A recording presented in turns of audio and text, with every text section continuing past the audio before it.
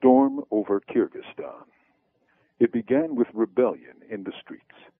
In a matter of days, opponents of the government of Kyrgyzstan, a tiny landlocked country in the heart of Central Asia, ran the president from his offices and organized an emerging ruling council.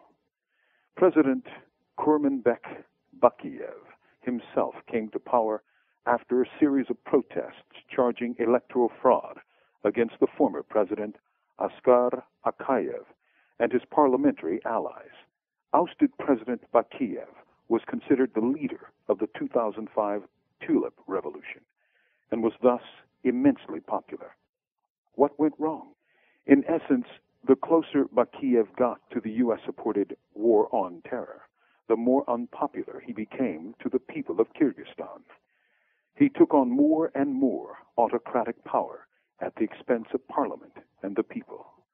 The U.S. is, as should be expected, quite concerned about the ouster of Bakiev and the state of U.S.-Kyrgyzstani relations.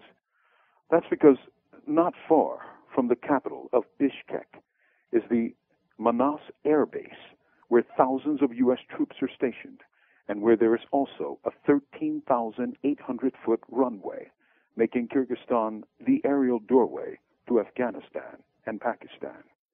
And while Kyrgyzstan is now unsettled, and the final result is far from clear, it shows how populations, specifically Muslim populations, may respond when their leaders get too cozy with the Americans and become perceived as puppets of the U.S. empire.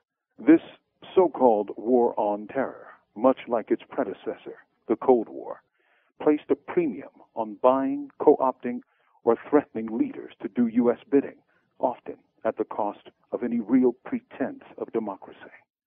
Like any imperial project, it prizes puppets, something no people can support. It is the flint and spark of protests and inevitably revolution. From death row, this is Mumia Abu Jamal. These commentaries are recorded by Noel Hanrahan of Prison Radio.